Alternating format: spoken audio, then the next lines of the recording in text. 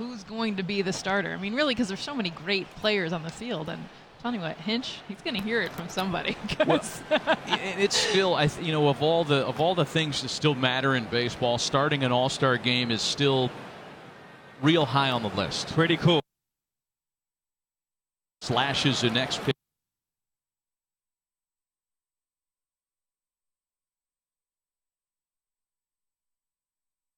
NBA All-Star, there's no better All-Star game than Major League Baseball.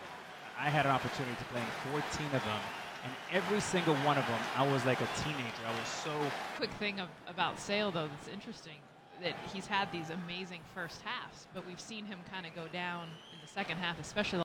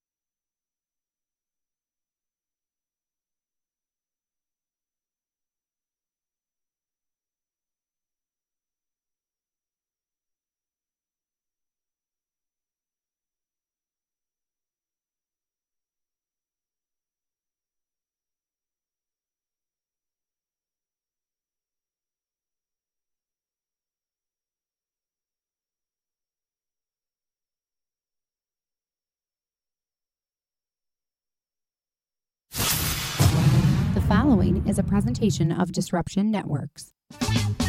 Get excited. It's the Electric Company reunion party Friday, July 20th at Wakely, 700 Varick Street. That's right, 700 Varick Street, the old EC. We're getting the gang back together, and we're partying old EC style. Peter Prince and Moonboo Lover will be providing the live entertainment. It's only a $5 cover at the door. Live broadcast from the D, raffles, games, prizes, and a few special announcements we're going to be making on this night. Friday, get excited, because you know there ain't no party like an EC party, because the EC party don't stop. Friday, July 20th at Wakely's. See you there. The Property Sisters of the Mohawk Valley was born when 3 top producing agents with over 25 years of combined experience selling real estate joined forces to take real estate to the next level. We practice with honesty, integrity, and the knowledge to help make the buying and selling process easy and stress-free for all of our clients. We pledge to always make our clients our top priority from start to finish and even after the house is closed. We will always be a valued resource for information and assistance for our buyers and sellers. Our customers over the years have become not only past clients, but great friends. As we join hands together as the Property Sisters of the Mohawk Valley, we look forward to serving our clients and our community and making a positive difference. You can reach us at 315-601-9630 for all of your real estate needs. Hi, this is attorney Nick Pasalacqua. The team of attorneys I have assembled at Pasalacqua & Associates has been carefully hand-picked to include the best trial attorneys in the particular areas of the law that we practice. Have you been charged with DWI or any other crime? Members of our team include former assistant district attorneys, now fighting to protect your rights 24 hours a day, 7 days a week. Have you or someone you love been seriously injured in a motor vehicle accident? Members of the team at Passalacqua & Associates include former insurance defense attorneys, now fighting to ensure that you get every penny you're entitled to. If you need legal help quick, don't waste your time or money calling anyone else.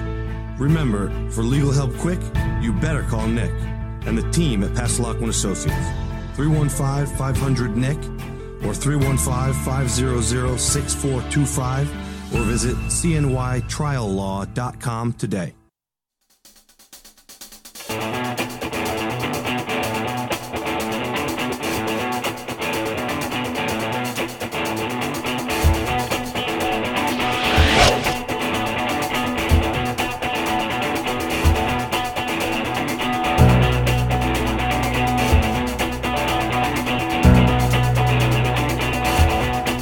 It is Sunday. It is the first day in July. We are officially halfway through the Major League Baseball season with the completion of tonight's game between the Boston Red Sox and the New York Yankees. Welcome, everybody. It's the Baseline here with you, JP, as always, SPG, my co-host. Looking forward to talking to some baseball, and we're going to kick it off here with a little this day in baseball history. That's right. So, happy 1st of July. 1st of July. It's quite a contrast in weather from when we started the show back in March. It was near 100 degrees in central New York today, and it is hot all across the country right now. Across the whole country. It is. It's summer weather. Here we are baseball weather, on July 1st. So, yeah, you mentioned there's some interesting notes on July 1st, and around baseball, July 1st is known as Bobby Bonilla Day. And if you want to explain that a little bit.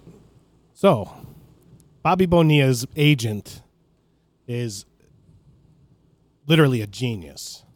So, in order to offset some costs for the Mets at the time of his last contract with the New York Mets, rather than taking, all of it up front, Bobby Bonilla pushed it all back and decided to receive $1.19 million through the year 2035. So every July 1st, the New York Mets pay deferred money to Bobby Bonilla, $1.19 million every July 1st. So that's why they call it Bobby Bonilla Day. And Bobby Bonilla is now 55 years old. And like you said, this goes through the year 2035. So this is going to continue on for quite some time. You want to take a guess? So this started in the year 2000, okay? So it's a 35-year deferment, $1.19 million. What's that work out to be? Roughly $40 million or so? Yeah, in that range. Yep. You know what they owed him in 2000? Do you know how much they owed him? $5.9 million. Another infinitely wise decision by the New York Mets organization. Instead of paying $5.9 million to Bobby Bonilla in the year 2000, they deferred it across the next 35 years. So Bobby Bonilla and his agent, two of the smartest men in the game in the last 30 years. So happy Bobby Bonilla Day, everybody. Yeah, and it doesn't end there for the Mets either. Today they also had to pay Carlos Beltran $3.1 million. They had to pay Brett Saberhagen $250,000, and that runs through the year 2028 as well.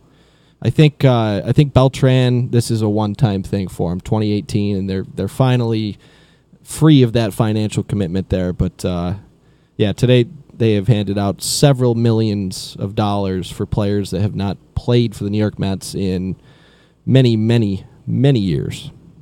Not exactly how you want to be spending your money if you're the Mets right now. I'm a guy that's somewhere in Boca Raton, Florida, living the good life in his 50s.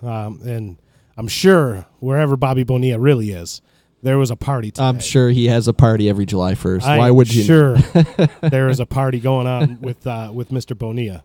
So what else we got? Such an interesting week. You know, the last show that we had, we were talking about, we were touting how good the Yankees had been, and then they go out and they get swept by the Tampa Bay Rays that weekend. And you think it's a fluke with the Rays, but the Rays turn around after sweeping the Yankees, and they go and they sweep the Washington Nationals, and then they just grab a series here from Houston this weekend. looking pretty good. And the only game they lost in that series against Houston was a 1-0 game the other night. So, wow, Tampa Bay, since our last show, has been streaking. Can't say enough about the job that Kevin Cash is doing down there after, any other manager probably would have wanted to throw in the white flag or throw in the towel. And doing some innovative things that we've talked about on the show with the opener, using a reliever to start games. Lowest ERA in the game since employing the opener for the first time, the Tampa Bay. And how about the season Blake Snell is having? He's having a Cy Young quality season. He's dominating right now for that team. You can't say enough. And the other Florida coach, we were talking about it a little off camera before the show started. Donnie Baseball, too, keeping that team competitive.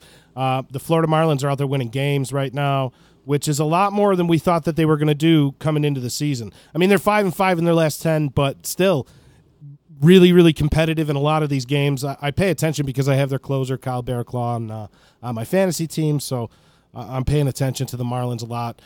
Weren't really dealt an awesome hand coming into the season, losing as many stars as they did, but maintaining some level of competitiveness in the NL East. The Mets are sinking like a stone in that. They are, yeah. The Cincinnati Reds yesterday passed the New York Mets in wins. After being like 20 games under 500 at one point. And the Mets were 11-1, too, to start the season. Can't forget about that. 10 games over 500 for the Mets to start the season. Not looking so hot now. Like we were talking prior to today's show, pretty interesting what we're going to be seeing the Mets doing coming up. We've talked about it, even last show a lot, elaborating on the fact that if DeGrom and Syndergaard are really on the table, the Mets got to blow the whole thing up and start over right now. Looking that way, if there's serious offers on the table for either one of those starters, the Mets will undoubtedly have to entertain those offers. I don't think that the Yankees will be buyers like a lot of the New York media is trying to stir up. I don't think they're going to pilfer from the Mets anytime soon. I think it'll be a king's ransom to go get a DeGrom or a Syndergaard, especially if it was the Yankees making that inquiry. That's more so what I mean by that. Yeah. So it'll be interesting. The Mets are going to be an interesting piece coming up here in July, and not what Mets fans had hoped for after the start that they had. Like you said, 11-1, and really getting out like gangbusters out of the gate this year, making that trip through the rotation. Harvey, DeGrom, Syndergaard, Wheeler, and Matz. One time through the rotation. One time it happened. One time. You shouldn't grab me, Johnny. My mother grabbed me once. Once. So the biggest story in baseball, as far as the actual action on the field right now, is the Yankees and Red Sox are playing Sunday night baseball right now as we speak. That game is for first place in the division. It's the rubber match of that series. It's been an interesting series. The Yankees won handedly on Friday night. Yesterday, Chris Sale and the Red Sox just obliterated the Yankees. And so far today, we're only in, I believe it's only the second inning, and the Yankees are winning 6-0 already with their ace on the mound, with Luis Severino pitching. So David Price is getting lit up so far today. First inning, Aaron Judge hit a home run. Gleyber Torres follows that up a few batters later with a 3-run shot, and then Aaron Hicks with a 2-run bomb in the bottom of the second inning. So through 2 innings now, the Yankees are up 6-0. The Red Sox have yet to get a hit. Beautiful. Certainly looks promising there. Like I said, with the ace on the mound for the Yanks with Luis Severino pitching, Sevy Sunday. So anything can happen in these Yankees Boston game. So I am by no means counting this as a victory after 2 innings, but it certainly looks good, and nor can we. It looks likely that the Yankees will be sitting in first by percentage points by the end of today in a couple hours. Not to sit here and kind of gloat over the embarrassment of riches, but you look at those 2 teams and you can field. We're going to get to some all-star stuff later on, speaking of which, but you can field an all-star team between these 2 teams this year. You really can, yeah. The Benintendi's and Jackie Bradley, although not having what people thought maybe Jackie Bradley could do in his career when he first busted out, although not having one of those type seasons, man, that guy can play center field. And you get to see that when you watch them, how much ground he covers and how dangerous he is out there with his arm. But the Betts, Benintendi, and Bradley and Bogarts, it's just crazy. Devers had a very big game yesterday. Mitch Moreland having a pretty good season. and that pitching staff pitching really well. It's bullpen. Crazy. It's crazy. Very good. Craig Kimbrell, you got to think one of the that best. they're going to be in play maybe for a Brad Hand in Boston. I Yeah, think they, that he's a logical destination. I saw a report that they did reach out to San Diego about Brad Hand. Well, they've been trading partners over the last. San Diego seasons. came back to them and said, we want Rafael Devers for Brad Hand, which is not going to happen. I don't know. I don't mean I don't know. I don't think the Boston Red Sox are going to do that. No, I agree, but maybe I do. Maybe I do if I'm in charge. Brad Hand could put you over the top potentially, but I mean, I guess so could Devers. It'll be interesting. This is going to be one of the more wild Julys that we've had in a long time, even though the playoff positions are pretty much set in the American League. Hey, Dave's checking in. He says he has arrived. We can rest easy. What's up, Dave? I'm glad you're tuning in. As always, we might need you to do some research for us because I had pay attention, Dave. Limited prep time for the show this week, so we might be asking Dave to look up some stuff for us. Our remote statistician that we have to get in-house one of these days. Dave, you got to come on the show. Come on. He refuses. He loves his shtick as the remote statistician. He wants to pay no attention to the man behind the curtain. That's what we're getting at. Yeah, if we get you on the show, maybe you can just sit here. We don't have to put a camera on you or anything, Dave. You can still be the behind-the-scenes stat guy, but you can sit here and talk to us too. Gaff and I are going to change it up tonight for our 7th inning stretch. Both of us have picked a league. Gaff with the NL team and me with the AL team, and we're going to give our starters, maybe a couple reserves, maybe a couple interesting notes and interesting guys to watch out for. We'll name our starting pitchers and a closer for each league. So stick around for the 7th inning stretch. But we got so much news and notes to get to. It's the 1st of July. Like you said, you echoed in our opening that we were literally coming here in the snow. And now we're here. It's the 1st of July. It's 100 degrees. We're 81 games in after tonight. It's a beautiful thing, man. And the Yankees and Red Sox are going at each other's throats. But speaking of going at each other's throats, there's another interesting thing developing out in the West, if you pay attention. Houston scuffling a little bit. Justin Verlander roughed up on the bump a little bit the last couple starts. And Seattle staying hot. No Robbie Cano in Seattle is like a blessing in disguise for this team. You look at what they're doing.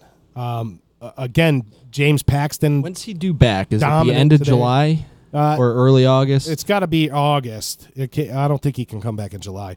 It was like 8 weeks, wasn't it? 8 to 10 weeks or something like that. With 80 games. 80 games. Yeah, so longer than 8 weeks. He's out for a little while. I don't even bring him back, honestly. When you're playing like this, you're 28-14 at home, 26-17 on the road. Yeah, they already said he's not the starting second baseman when he comes back. They already starting second made baseman, that statement. Period. And Denard Span playing some good ball. Did you see the hit last night? Sleeveless Denard Span. I did not see it. Seattle did some interesting things last night. If you guys want to go check that out, it's pretty cool.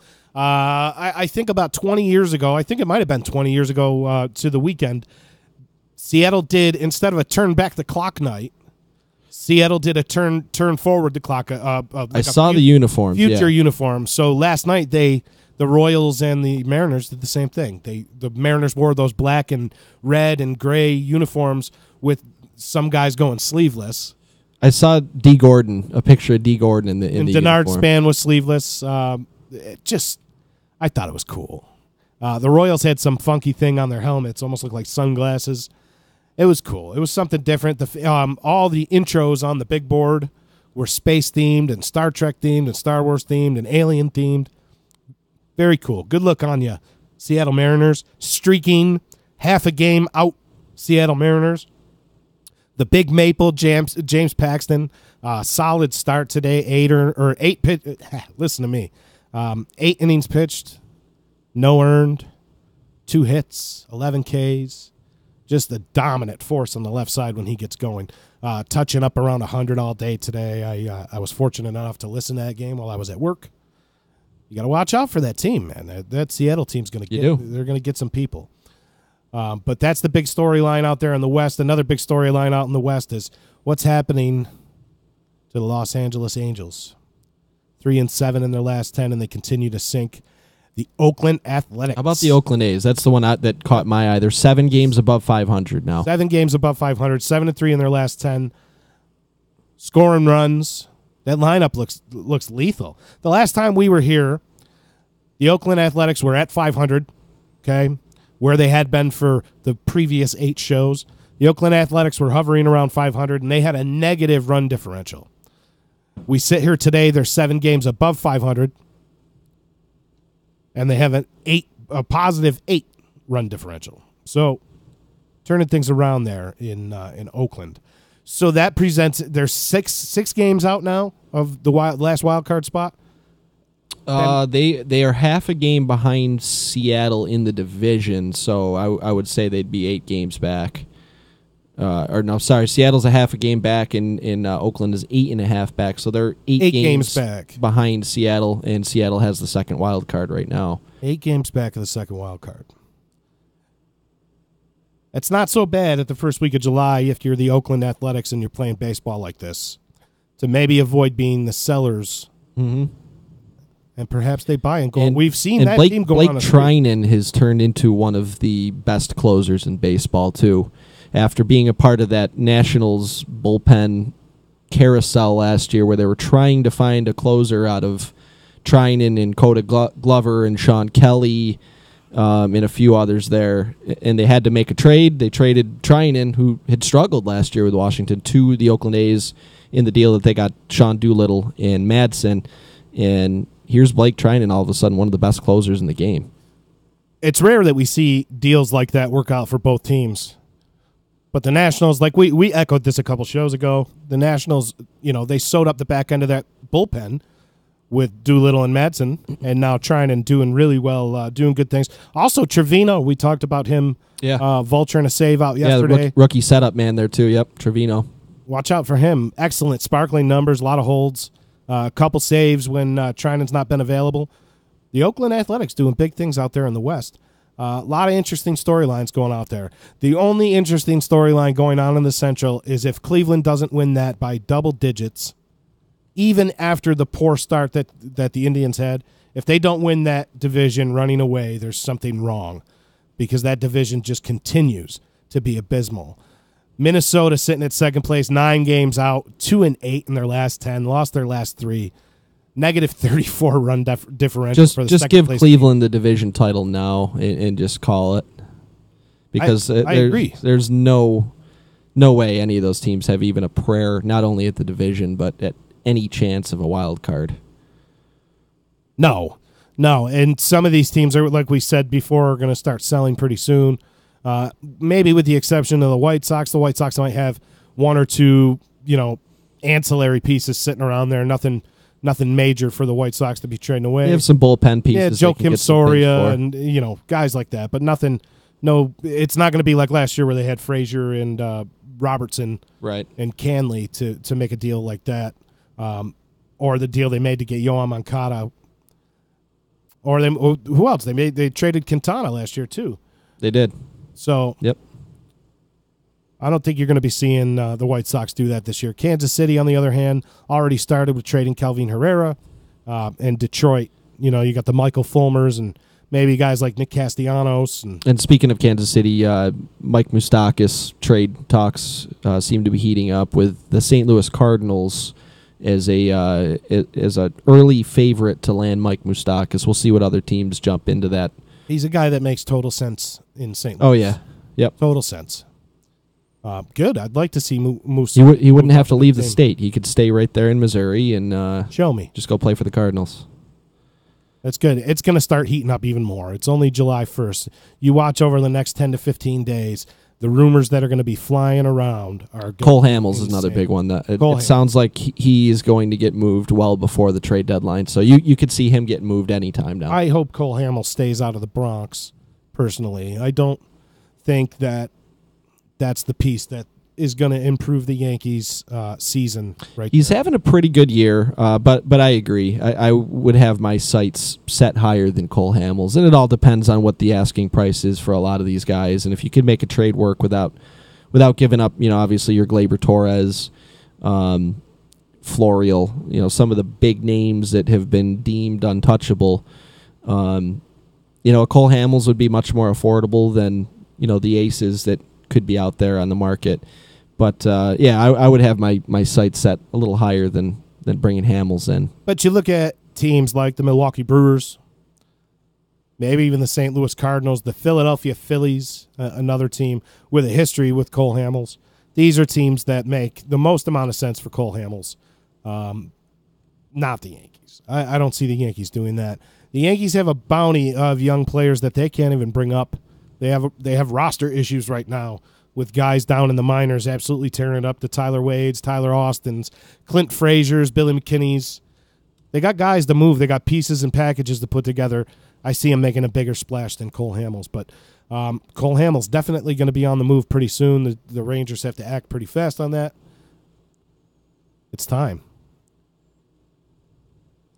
Speaking of guys on the market, the Haps with the Haps. Let's talk about the Haps with the Haps. It's the Haps with the Haps. J Happ has been having a good season, but he got shelled today. He had a very bad start on Canada Day for the Blue Jays. 5 2/3 innings, 7 runs on 10 hits. The worst start of the season for J Happ. So the timing is not good there coming into trade season here for the Blue Jays with Happ having a bad start, and chalk it up as a fluke, really. At least as of right now, I don't see that becoming a trend, but who knows? And he is another guy that could be compared to these big names, very affordable, and he will get moved some point in the next few weeks. And we shall see to where. What's going on with Ian? Let's see what's going on with Ian Happ. That's the Haps on J Happ. Ian Happ, he's playing a lot more because Chris Bryant is on the DL, and he's got his stats up to, let's see, he's up to 9 homers, 248 batting average, 91 strikeouts, though, in 202 at-bats. That's not good, right? That's not good, right? No, he's striking out almost half of his at-bats, so his strikeout rate is not good, but he is a good, young, talented player, and if he figures out that plate discipline a little bit, he's going to be a good one. So that's the Haps with the Haps. And that's the Haps with the Haps. I like that segment. The Haps with the Haps. What's the Haps on the Haps? Let's see what else is going on around baseball right now. John Lester hit a home run today, and the Cubs won 11-10. Pitchers who rake. Pitchers who rake. Dave mentioned that the Tribe, the Cleveland Indians, destroyed the Oakland A's today. I know we were talking good about Oakland. Dave has to go and be a Debbie Downer and bring that down, but I don't blame him because the Indians did beat them 15-3 today. So that is definitely something worthwhile, worth a mention. That Oakland is hot right now, but Cleveland crushed them today. I mean, Cleveland's one of the top 4 teams in the American League, if not Major League Baseball, so they should be crushing these people. They should be. Yeah, absolutely. Leading that division by 9 games, they should be leading by 15. So there's that. Don't rub it in people's faces just because there's other teams having a good year, Dave. All right? 7 games above 500. It's pretty good. They did have MLB season high 11 doubles today, the Tribe, Dave says. 11 doubles. 11 doubles. And that's how you get 15 runs. That's good, right? The Los Angeles Dodgers are apparently discussing trade with the Miami Marlins about some of the relievers there. I don't know if that is Kyle Barraclough or if there's other names in play there. Brad Ziegler, I don't know. I wouldn't touch him with a 10-foot pole. But who knows? People are desperate for help this time of year, and you could see a Brad Ziegler get traded still, even though he's having an awful season. San Francisco Giants swept the Arizona Diamondbacks. It's definitely notable. Yeah, the Diamondbacks that had been kind of streaking the last time that we convened. Mm-hmm. They're still 2.5 games up in the West over the Dodgers, who are only 5 games above 500 now, which is kind of good for where they were. That division kind of turning itself around with the exception of the Rockies.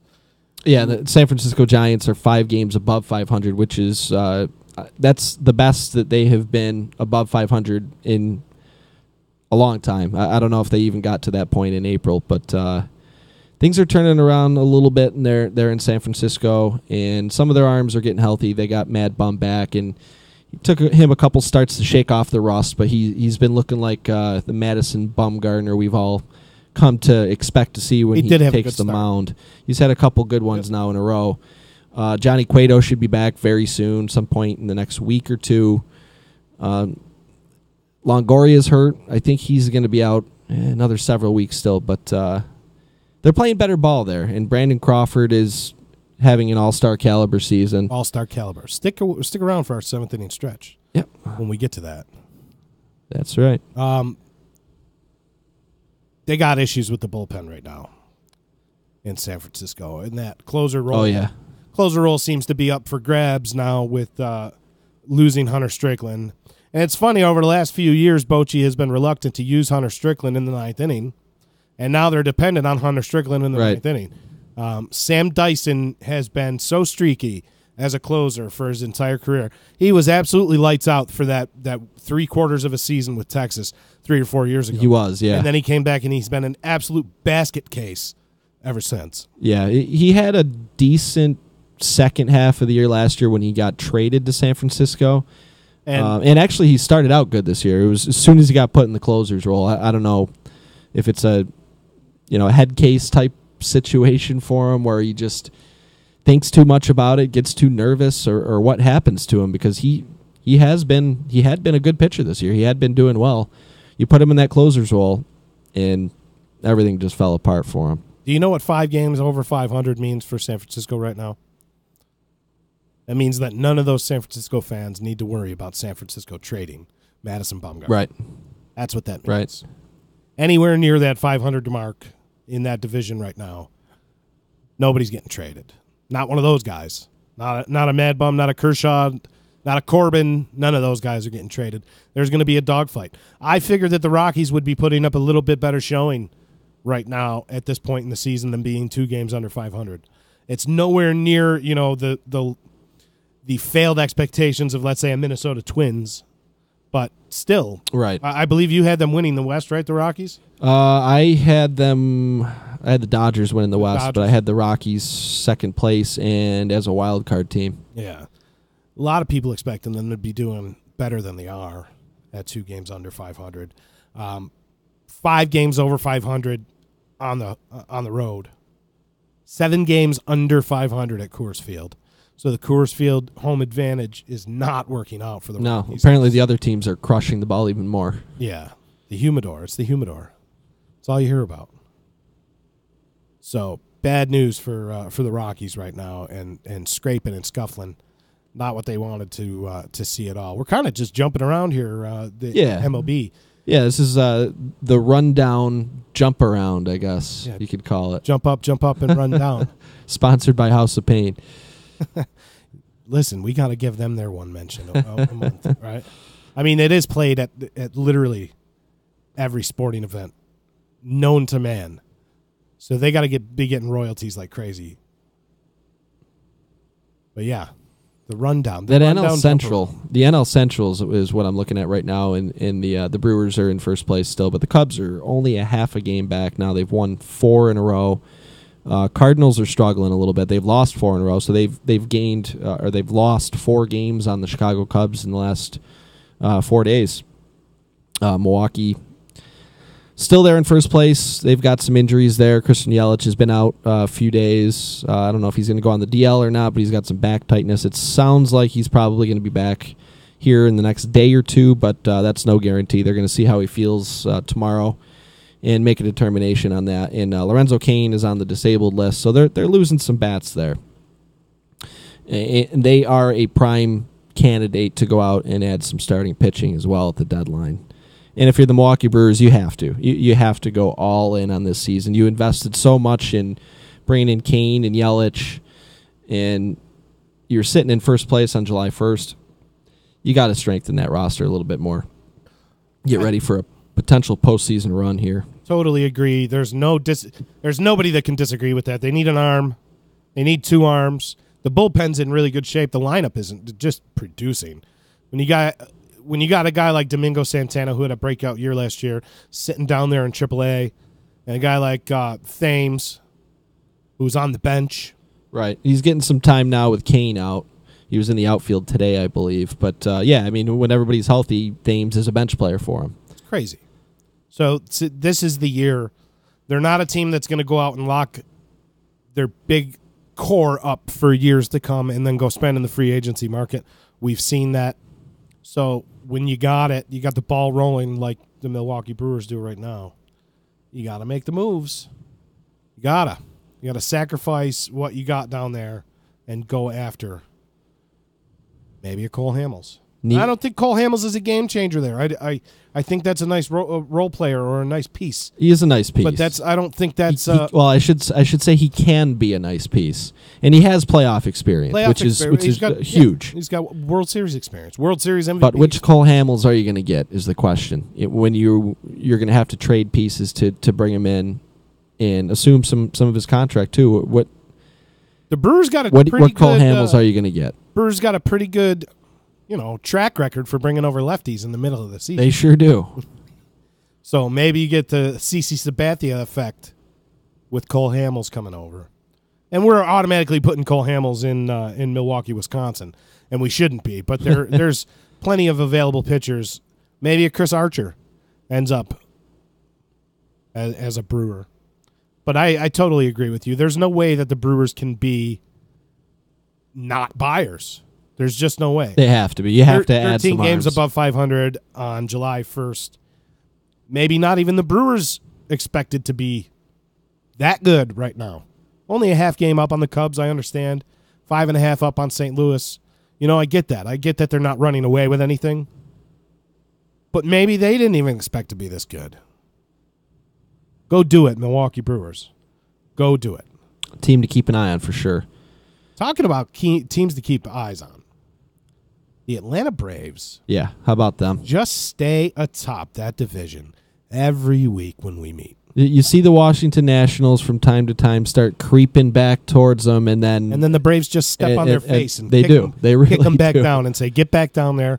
We're the youngins, and we're going to be up top here for a while." What do you think about that? And credit to the Philadelphia Phillies as well, sitting in second place still there. Washington's fading a bit. They're 3-7 in their last 10 after they'd made some strides there. Really missing Strasburg there in the rotation.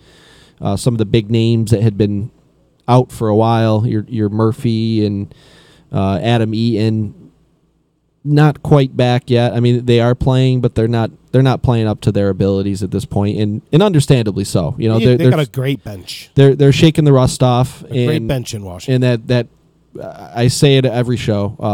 19-year-old Juan Soto, what he is doing is amazing, and he has been quite the asset to that team. Huge night deal. It's funny. I mean, since he's come up, he is by far outproducing Bryce Harper. And you think about how Bryce Harper could be gone next year, and you bring in Soto, and it could be one of those smooth transitions, where you don't have to pay Juan Soto $400 million like Bryce Harper would be making when you sign him to a new deal or something in that neighborhood anyway. So yeah, I think I would guess Washington is going to make a strong pitch to retain Bryce Harper, but if he happens to leave and go somewhere else, then that's a heck of a fallback. So you start plan. Next year with Michael A. Taylor to have Adam Eaton and Juan Soto in your dirt outfield? cheap Juan Soto who is already playing at a superstar level to slot right in there. $300 million or $600,000, right? For the same amount of production, maybe. And we can't automatically just crown Juan Soto. Sure. But, I mean, really, what are we looking at with Bryce Harper? One great year, and a couple mediocre, really good power years. But, I mean, come on. The guy's hitting, 212 right now? I get it that he leads National League in home runs. I get it. But we watched him the other night, and both of us commented together. We were texting each other. He looks like crap. Yeah, he does not look good. He doesn't look good at all. There's some problems going on. That swing's awful hitchy.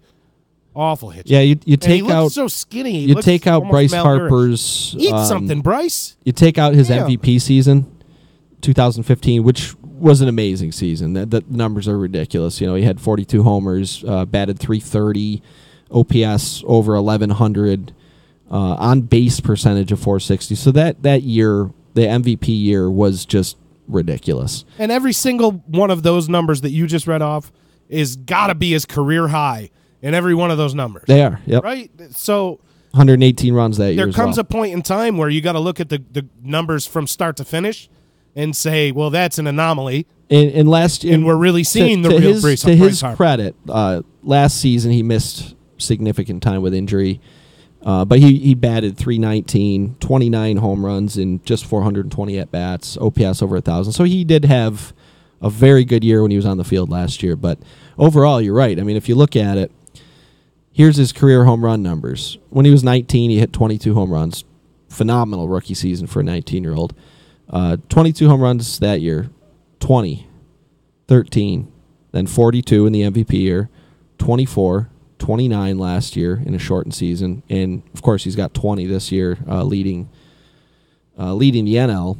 But his strikeout rate is nearly doubled. But all the other numbers are just bad. I mean, he walks a ton. He's also leading the NL in walks. He's getting on base still, but for somebody like Bryce Harper, your expectations are that he is an MVP candidate every season. Well, Joey Votto, especially if you're going to throw $300 million at him. Joey Votto walks more than anybody in the world. Joey Votto is a perennial MVP caliber player. Joey Votto ain't signing for $400 million. Walks don't sign you a $400 million contract. No, they do not. And neither does hitting .212. So he can get on base any way he chooses. And I get that that's a big part of the game. And I'm a big on base guy. We've talked about it, countless times. On base percentage is a really excellent barometer to measure a player. Okay? So I get that walks are important. But $400 million do not walks make. No, absolutely not. Not going to happen. I just see him with every strikeout, with every bad at bat. Just shave another $1 million off that total value of that contract price. And I said it last show. I would be shocked if somebody offers him a 10-year contract at this point. Not with this showing this year. How could you? How could that be a safe investment? I think somebody will. I think the upside and the ceiling and the fact that you're only going to have him through his age 36 season or age 35 season. So what did we say? 8 years with 2 options? Yeah, 7-8 years, I think, is what you'll ultimately see. I think somebody might offer him the years. If it comes down to the years and there's equal 8-year contracts out there and it comes down to tacking 2 more years on, somebody's going to bite the bullet and tack 2 more years on. We'll see. That's an awful lot of risk, especially with somebody who is deemed as a bit of a hothead and somebody who's not good in the clubhouse. So I'd be shocked. I personally would be shocked. It sounds like you wouldn't be so surprised to see a 10-year deal, but I would be very, very surprised to see him sign a 10-year contract. Are the Braves this not to segue off, but we're staying in the NL East. Are the Braves this year's New York Yankees? And can they survive the rest of the year if they are not buyers within the next 3 or 4 weeks? I think they can. I really do. Acuna's back now. He hit a home run the other day. Escaped a very scary-looking injury that we've talked about on the show a few times, but he got lucky, you could say, and he's back in the lineup. We got to do. They could probably use another starting pitcher there, and some maybe a little bit of bullpen help, but the bullpen's been good, and the starting pitching has been pretty good. So, I mean, what's really your need there? I mean, yeah, of course you can always use more pitching, but I don't know. I'd be surprised to see them add anybody. I suppose they could go out and add a third baseman if they wanted to put Camargo back on the bench. But even he's having a solid year. You imagine adding a Mike Moustakas into that lineup? Right. Okay. Maybe they don't need to go out and get a 50 homer guy or a superstar. a Manny Machado or somebody like that. But a Mike Moustakas, that could fit well in Atlanta. I see him, third base is interesting that you said that because that's exactly what I was going to say. Maybe another reliever. Pretty good back end of the bullpen right now. A.J. Minter and Aroldis Vizcaíno, who's on the and shelf. Winkler. And Winkler. Vizcaíno, who's on the shelf right now, but due back any day Yeah, now. that's a short-term thing. He'll be back soon. Pretty good back end of the bullpen. Maybe go add another guy there. Maybe another arm in the starting rotation to add to Foltzy's good season. And is that a potential Newcomb, potential landing spot for Cole Hamels? Veteran guy, doesn't need to be the ace. Makes sense. Cole Hamels is going to be an interesting piece to keep an eye on. I would rather have, that being said, what I said earlier, and how I wouldn't want Cole Hamels to go to the Yankees. I'd rather have Cole Hamels than a Chris Archer. I know that sounds crazy, but I think that I would too. Maybe not the higher ceiling, but maybe in that circumstance where he's set to be your third or fourth or fifth guy. Well, especially when you figure the in lower or the higher floor. When you figure in what the perceived price tag would be to acquire them, Cole Hamels versus a Chris Archer.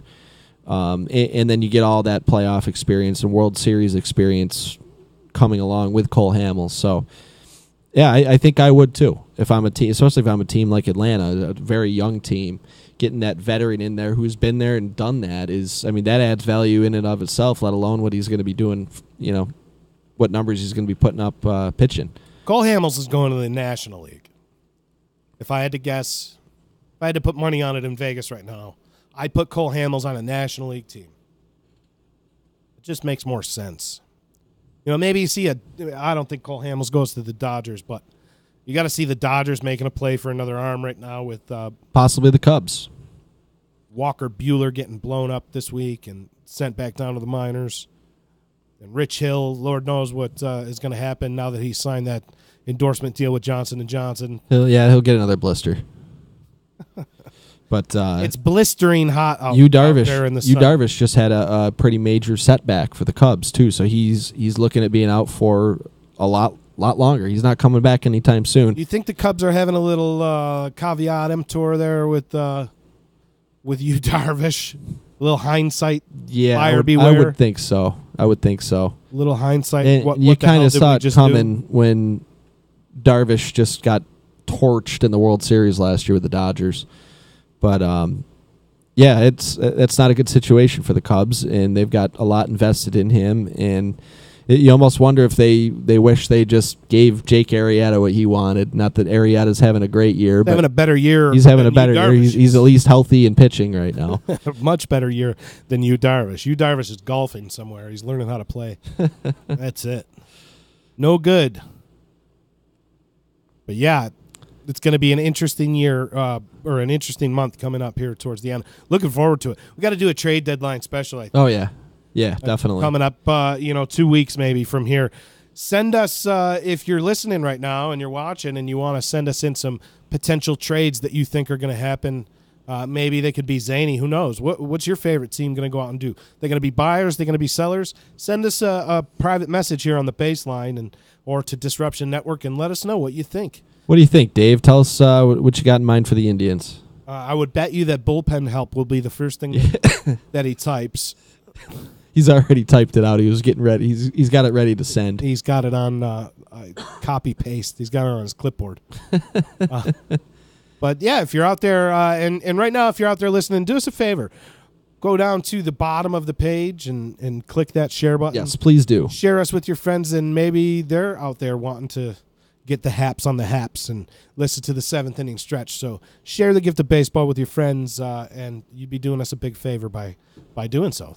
Thank you very much. And also thank you to Disruption Network, the parent of the Baseline, for giving us the opportunity, Todd and Chicken and Z and the boys at Disruption and all the great programming at DisruptionNetwork.net. So many good shows. Ease, Beats, and Bizz and Home Free, Back Talk, and the D-Line when football season rolls around. And, of course, our boy Anthony Z. Donaldson on EC Radio weekly, I think 4 or 5 days a week, 3 p.m., if you're looking for the haps on the haps in central New York, surrounding areas, Binghamton, Cooperstown, Syracuse, Albany, Rochester, Utica, right where we are here in Utica, New York. If you're looking for any of the haps going on in CNY, tune into EC Radio. And you can check out all the good stuff on disruptionnetwork.net, and you can check out old episodes of The Baseline. You can check out everything. Everything. And it's a great website, too. So really, really awesome website. Check it out. Lots of cool stuff there.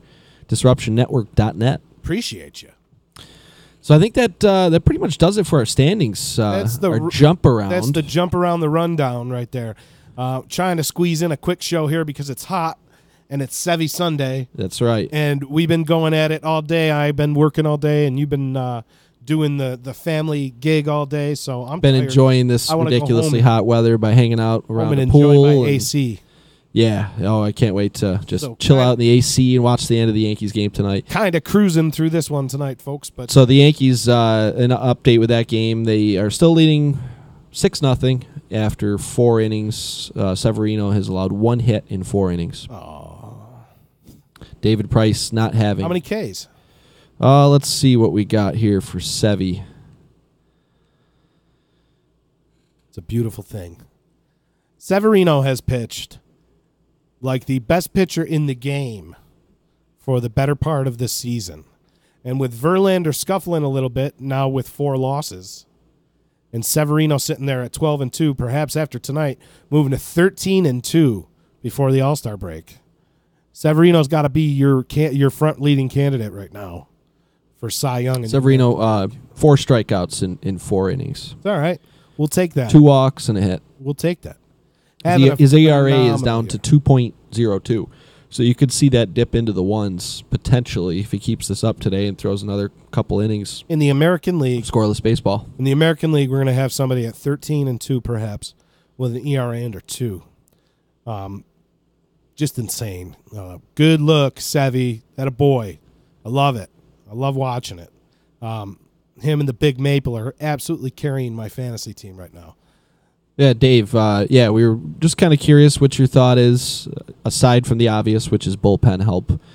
Which you think maybe some ideal trades could be for the Indians or any other team that you'd care to offer up some ideas for? We got to get like guys like Al Schneer and guys like that are out there. I mean, he's a Braves fan. Yeah, he's got to be loving baseball this year. You know, we got to get them to text into the show and let us know what they think are areas of improvement for their team. So I think we're going to get into another segment here, another hybridized segment, if you will. This is going to be our 3 up and 3 down. Each week, our resident fantasy expert, Sean Patrick Gaffney, gives his 3 players to kind of gravitate towards in the fantasy world and 3 players to stay away from who are kind of scuffling. And there is no such thing as the 3 up, 3 down curse. I'm here to dispel any rumors that you may have. Those are only rumors about there being a Madden curse. So to I think speak, they're only Dave's the players 3 up, 3 too. down, I think they're only Dave's players that I put on the 3 up. They're the only ones that get cursed. Sean's going to hybridize that a little bit in the spirit of quickness tonight. So who you got for your 3 up, 3 down segment? So I'm doing something different this 3 week. 3 up, 3 down. Instead of picking 3 players that are trending up and 3 that are picking down, I'm just going to kind of go over some of the stars from June. Around baseball and go over the leaders from the month of June now that is in the books. And after that, I want to bring up our fantasy league, the Electric Company Fantasy Baseball League, and go down the standings a little bit there.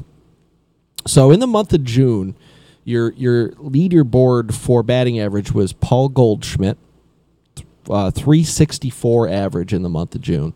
After having a horrendous May. I think you love it, though. I do. You love that. But Dave and I have made a couple trades now that were, I guess you consider blockbuster trades. And I think so far they're working out pretty good for both of us. I'd give him the edge on the latest one we made, which was the trade where I got Garrett Cole and Charlie Blackmon and Wade Davis and gave up Blake Snell, who is... I already mentioned him early in the show. He's having a Cy Young quality season himself. If it weren't for Sevy and Verlander, and then I also gave Charlie up Morton. Clevenger and one of my favorite new major leaguers, Sir Anthony Domingos. That was tough to offer him. Yeah, up I can't believe that you gave him up. I can't believe I did either. But I needed to upgrade my second starting pitcher a little bit. Not that Snell was, he's not too shabby himself, but I wanted to bring in another guy I consider to be an ace on one of the best teams in baseball, and Garrett Cole. But that trade's working out pretty well for the both of us, and I haven't really followed Brantley and Encarnacion much with the other deal. That's who I gave up for Goldschmidt. But last I knew, they were both hitting well too. So couple trades that good for the both of us so far, anyways. So Goldschmidt led the majors in average in June with 364.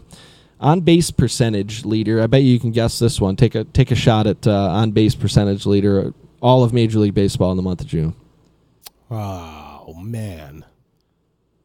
Mike Trout. Mike Trout with a 496 on base percentage in the month of June. 496. 496. That's good, right?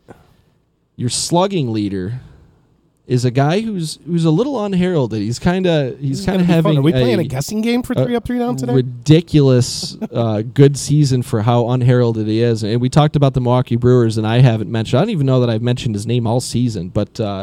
This is for slugging percent? Aguilar with the Milwaukee Brewers. Tearing it up. That's the best waiver wire ad of the year for anybody. If you added he's Jesus Aguilar, anyway. That is a waiver wire ad and a half. Yeah, he's one of them. And the two guys that I mentioned that I traded away that I really like too, Snell and Dominguez, are two guys I picked up off of the free agent wire too. And now, unfortunately, they're not on the Shockers anymore, but hopefully they serve Dave well. So Aguilar led the majors in slugging at 747 in June. Your OPS leader, Paul Goldschmidt, with 1.199.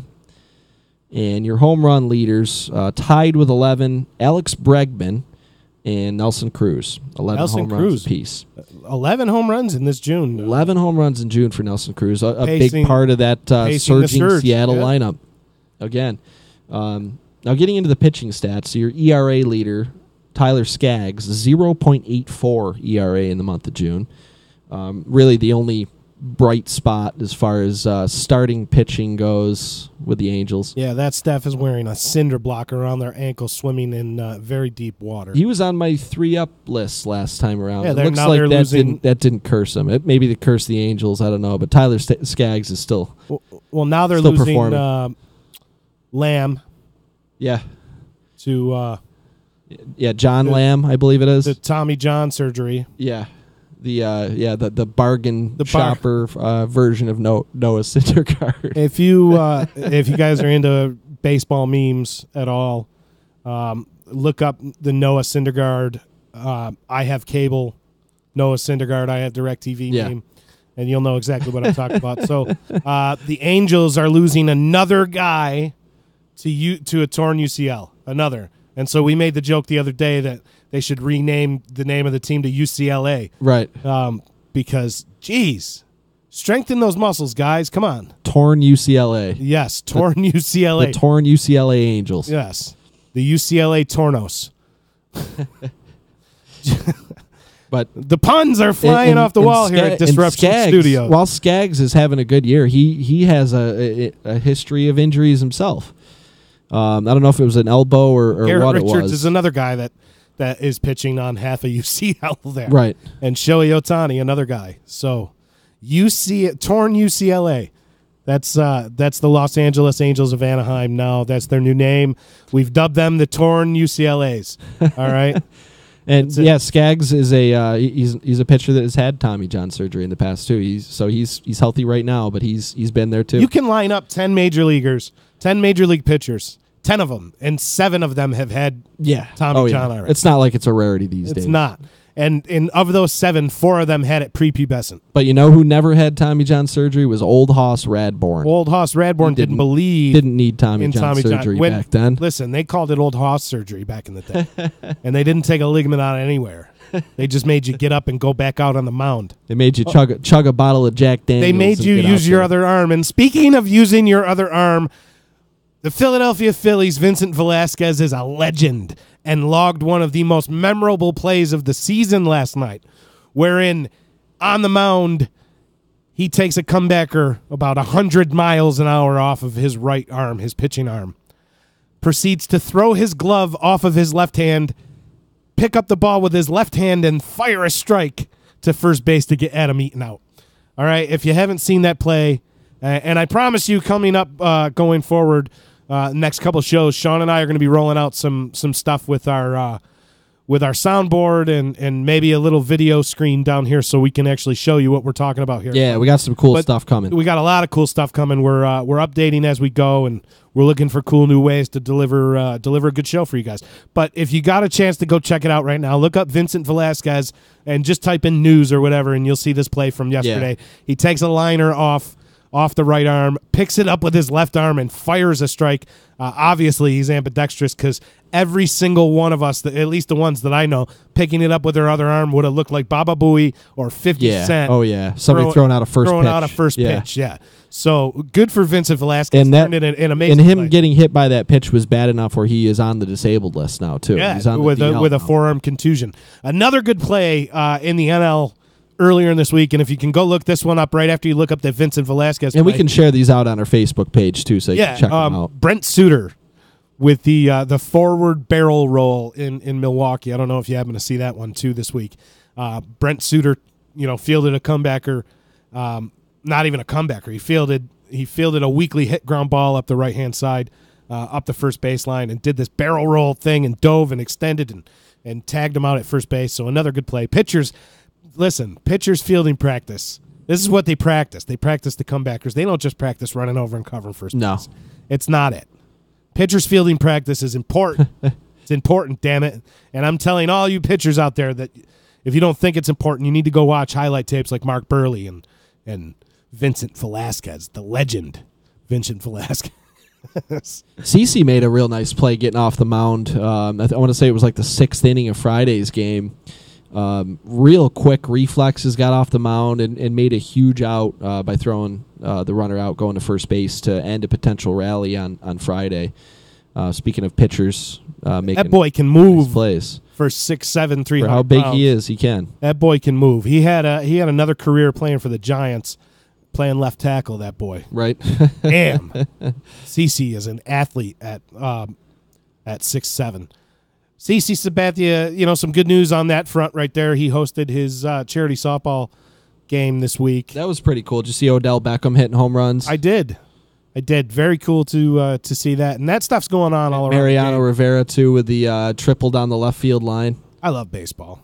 I love what Major League Baseball means to me, to the fans. You see guys like Aaron Judge and Mike Trout playing catch with fans, and Joey Votto trolling fans, and earlier in the year, we had fans playing paper, rock, scissors with the Brewers bullpen. Yep. Just classic stuff. I love baseball.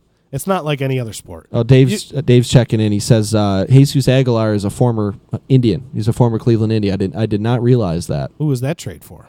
I'm not sure.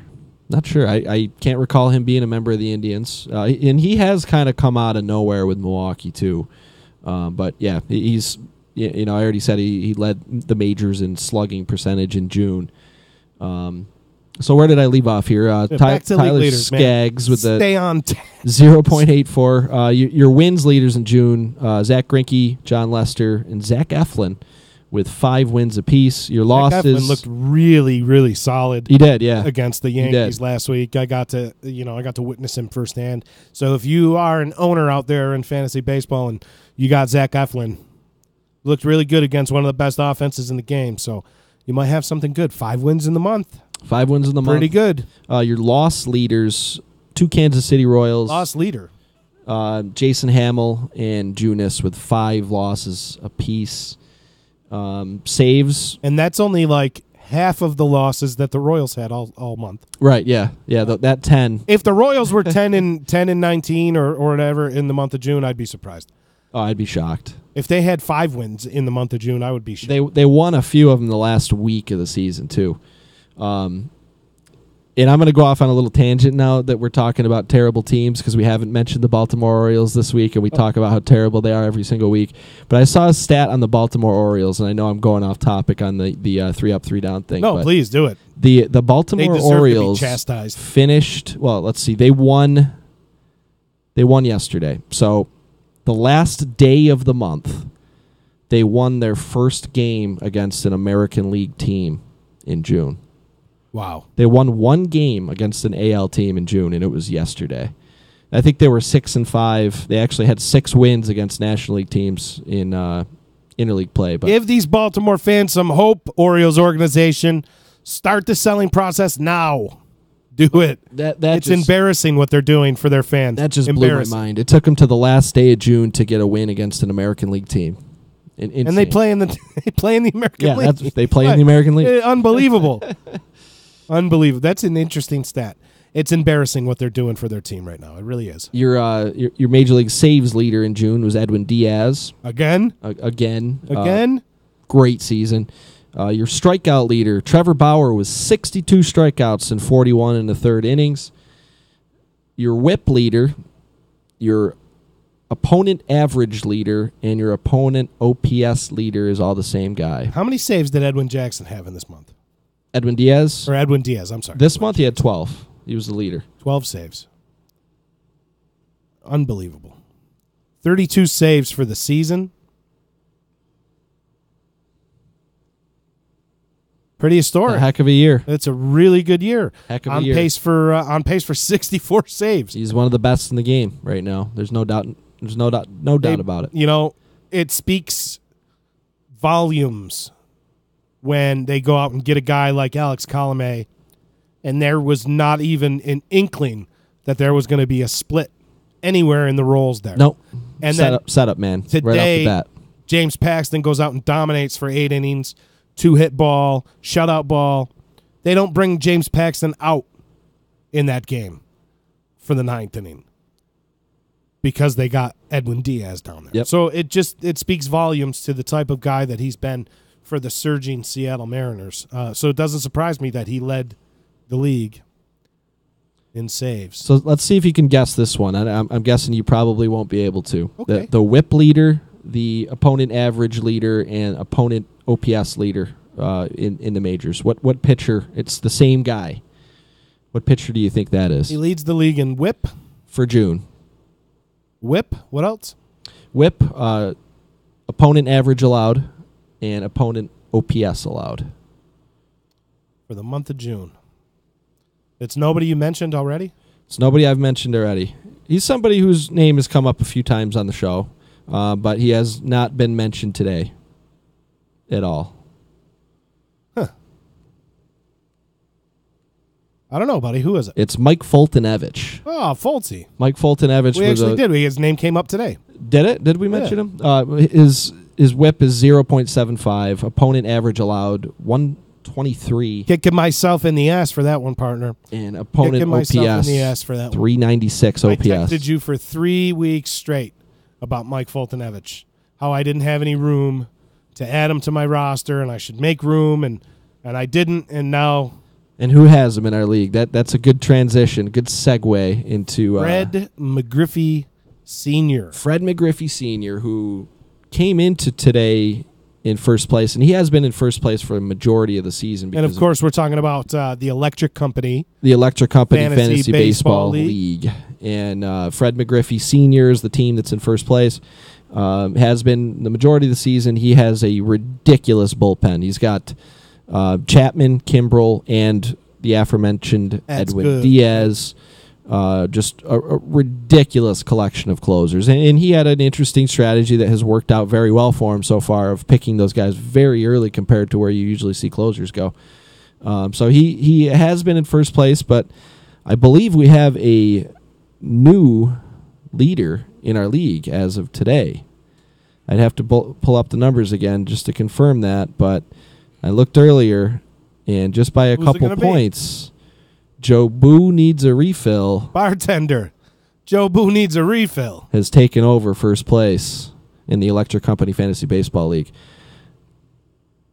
Let's see, by 9 points. You're up by 9 points right now. 9 times. You got Severino pitching right now, and the Yankees are now winning 9-0. So it looks like that victory is going to happen for you and give you a little extra points boost there to pad your lead a little bit. Hey, I like that. So Joe Boo needs a refill in first place as of right this second. Fred McGriffey Sr. in second place Robbie, stranger danger. Our buddy Robbie, get well soon. I know he's had all sorts of challenges and struggles this year in and out of the hospital. I believe he's feeling a bit better lately, and I hope that continues. He's due for some good luck here. So Robbie's in third place. He's just ahead of me, and Robbie posted on our message board a little earlier today, and he talked about how him and I have been jockeying for third place for like a month now. We've been just back and forth between third and fourth place. My team, the Shockers, is in fourth place right now currently. Let's see, about 50 points behind Robbie at this point. Our commish, Gianna's All-Stars, is in fifth place. What's up, commish? You watching out there, Eric? He's holding it down there. He's had some injury problems. He's got Darvish, I believe, and he's got a couple other guys who have been injured. He's got Kershaw, who's missed a lot of time this season, but he's still in a decent spot to make a run here in the second half. And then in sixth place, you have an interesting team, the Utica Blue Sox, managed by our friend Dave, our remote statistician. Dave's got a lot of innings to use, which means that he's got potentially a lot of points coming. And he's creeping his way right up the standings. I don't know if anybody else has noticed, but I've seen you, Dave. I'm seeing you down there making your way up the standings, and all the new talent on Dave's team that I traded to him. Maybe that's something that can give him an extra boost to keep that climb coming. Z Morris Buttermaker is in seventh place. Westside Pollock sitting at eighth place. Our buddy Crawdad. How's that? The Cedarville Crawdads. How's the analytics system working out there? I'd love to see an update of that. And then we got Caleb's team in 10th place, quite a ways back. The baseball scout. He's busy. He's busy doing real baseball work. Yeah, baseball. So that's the update for our league there. I love our league. It's always fun, man. We got some good people in the league. I'm winning it this year, though. You got a good shot at it. I'd say right now you're probably the favorite. But we still got half the season to go, so we shall see what happens. I need closers. Trade me closers. Anybody listening? Trade me closers. I will pay handsomely for closers. So, yeah, you didn't go too far off on a tangent at all with that. No, I don't think so. We're being concise tonight. We're moving it along. So 3 Up, 3 Down was brought to you by Nick Pasalacqua and Associates. For legal help quick, you better call Nick. Call attorney Nick Pasalacqua and the team at Pasalacqua and Associates. 315-500-NICK. That's 315-500-NICK. Check out his website at cnytriallaw.com. And I'm also going to give a shout out to Priceless Inspections. A good quality home inspection is priceless. Call Josh Amodio at 315-525-8725 for your next home inspection. He provides in-depth and detailed reports, thorough inspections, and he pays attention to details. He's been in the construction business just about his whole life, and he knows the importance of a quality home inspection. Call Josh before you put your home on the market. If you're looking to buy a home, or if you just want to update your home, Josh can do all that for you. Call him today at 315-525-8725. That's Priceless Inspections at 315-525-8725. And I think that brings us to our seventh inning stretch. The seventh inning stretch.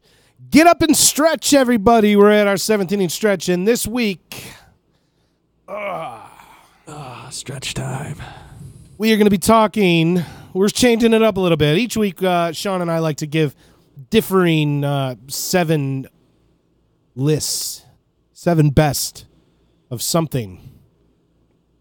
So it's a little different this week. And this week, we're going to do a little different. We're going to give our starting lineups for, I'm going to give the AL starting lineup, and Sean's going to give his NL starting lineup. We're talking All-Stars. We're talking All-Star game coming up here next Monday or next Tuesday. So pretty much close to us. So, yeah, I'm going to go over the AL All-Star team, talk about my starters. We'll go around the diamond. Also a DH, a starting pitcher, and a closer. And maybe we'll talk about some reserves that should warrant mentioning. Being the NL, I did not choose a DH, but I can give you the starting pitcher and closer. Okay. When we get there. We can do that. We can definitely do that. You ready to go? Yeah, you want to just go by position? Yeah, I mean, we'll do. Why don't we start with first base? We're pretty free form. It's an easy go. We'll start with first base. If you want to kick it off with the AL as the visiting team in the All-Star game this year, who do you got? So I got a guy. He's not really lighting it up, but that just goes to show you that not anybody really is lighting it up at first base in the American League. 267 batting average, 12 home runs, 47 RBIs. Only a 324 on base percentage, and he's playing to a .6 WAR. But we're going to go with a former Silver Slugger, former Rookie of the Year, already a one-time All-Star, the Chicago White Sox, more than likely their lone representative. And Nate this year, and as I was going over this June alone, I couldn't pass up picking Freddie Freeman in this spot for the NL first baseman. Batting .315, 16 home runs, 56 RBIs, 6 stolen bases. So Freddie Freeman, I guess you could say that the senior member of those kids in Atlanta that are killing it right now. He's still very young himself, and I got Freddie Freeman starting at first base for the NL. All right. Moving on over to second base in the American League. Not as much of a no-brainer as you may think. All right. I am going to go with the guy that's hitting .342, 7 home runs, 41 RBIs, 12 steals, and on-base percentage of .407, slugging percentage of .483. Okay. 4.2 WAR for the season. Yes, I'm going to go with the defending Major League batting champion, 3-time batting title guy, 5-time All-Star, and that's Jose Altuve. Okay? Yes, he's starting. And those numbers, obviously, if you just listen to me read them off, they warrant starting in the All-Star game. That being said, this is why I don't think it's a no-brainer. There's a man in New York in the Bronx playing second base. A kid. By the name of GMFT. GMFT. GMFT. It's Gleyber motherfucking Torres is playing second base in the Bronx. 288, 14 homers, 39 RBIs, 2 stolen bases, 342 15 home runs now, I believe. Oh, I don't know if today's stats are accounted for. Had one tonight, so 15 homers and a few more than 40 RBIs in only 208 at-bats. So no matter who starts, and it's going to be Tuve anyway, all right, and so it should be. He's leading. He's the leading vote getter. He's the face of that. He's the face of that franchise. He's the MVP. He deserves to be starting. Okay, but it ain't that much of a slam dunk, folks. It's just not. GMFT is on the scene, boys. You know what I mean? So Jose Altuve, I got starting, but closer than you may think with Gleyber Torres, and I think Gleyber Torres finds himself on that team. I think so too. Eventually. So Tuve starting at second base. Who you got? We got Scooter Gennett. Yeah, my boy. Scooter Gennett of the Cincinnati Reds. I know he's one of your favorite players to follow outside of the Yankees, especially this season. He is. Having him on your fantasy team and having him just destroy pitching this year. Kind of out of the blue, but kind of not really. I don't think anybody expected him to have these numbers, but at the end of last year, he really picked up his game, and he's just continued it right through. So I got Scooter Gennett as the starting second baseman. I like that. He's batting .332, 13 homers, 54 RBIs, 2 stolen bases. Stellar year. He's having an all-star season, and he belongs in the all-star game, and in my opinion. How about Jim Riggleman? Can we give a shout-out to Jim Riggleman? Yeah, we talked about Jim Riggleman before the show, too. We did. Just because you're mentioning Scooter Gennett and how good of a season he's having on really what was an abysmal Cincinnati Reds team under Brian Price, now doing really good, and I know Jim Riggleman has them at least 5 or 6 games over 500 since he's been there, so yeah. Good for Jim Riggleman and Scooter Gennett having a great breakout, just a breakout season. They had a good season last year, but just an absolute breakout. This is the definition of a breakout season. It really is. So, yeah, that's my boy, Scooter. So, Scooter Gennett starting second baseman. I like it. I do. Moving on over to shortstop in the American League. Kind of tough. I don't think Dave likes that Scooter Gennett pick. He thinks Javi Baez should be there. I disagree. Javi Baez will be on the All-Star team, but Javi Baez is very, very streaky. Scooter Gennett is batting 42 points higher than Javi Baez. Scooter Gennett only has 3 less home runs and 7 less RBI on a team that is way less talented all around. A lineup that does not have as many guys on base to drive in. Baez obviously has him in stolen bases. Baez does a few things on the baseball field that turn me off a little bit. But there's no denying. You mean bat flips for a single? There's no denying his talent. But yeah, give me that 332 average any day. I'll take Scooter Gennett's 332. And the power numbers aren't that far off. And the RBIs aren't that far off. So Dave's not going to like this pick either then. We're moving on to the number 6 position, shortstop. And anchoring in the American League, my roster, my lineup, and my infield. At shortstop, I have Manny Machado. Hitting 308, 20 bombs, 57 RBIs, 5 steals, 376 OBP, and going to be the lone representative for the aforementioned horrendously awful Baltimore Orioles, the embarrassing Baltimore Orioles. But Manny Machado doing what he does, 57 RBI on a team that's probably scored 200 runs. Good for Manny Machado, and he's starting. He's starting for Joe Boo's Joe Boo Needs a Refills all-star team that we're picking right now. All right, so sorry, Francisco Lindor, not to discount the year that Lindor's having, hitting around 290, probably the same amount of home runs as maybe one or two more than Machado. Probably right around the same amount of RBIs, but I'm going to go with Manny Machado there. I'm sure Dave's going to be correcting me pretty soon on Lindor. He already did. Okay. Lindor all day. Lindor all day. Oh, well, that's not really a correction. I know that the stats are probably There's some other choice words. The stats in are probably comments, too. comparable. First of all, we're picking, this is arbitrary, us picking starters, because, I mean, it's not up to us. The voting's getting done by the fans, and the fans are speaking. They want Machado. So, and defense. Really? Defense? It's an all-star game, Dave. It's an all-star game. Nobody cares about defense. So I got Manny Machado. With Didi Gregorius a close second. Manny Machado starting at shortstop for the AL. Who do you got for shortstop in the NL? Shortstop in the NL was I don't know if it was a tough one to pick, but there was no obvious runaway choice. There's a couple guys having pretty good years, but nobody having, like a Manny Machado or a Lindor type season. So it wasn't like it was an obvious pick there. So I ended up going with Trevor Story in Colorado. Wow. He's batting .276, which is, for Trevor Story, that's probably a career year in batting average. 16 home runs, 59 RBIs for Trevor Story.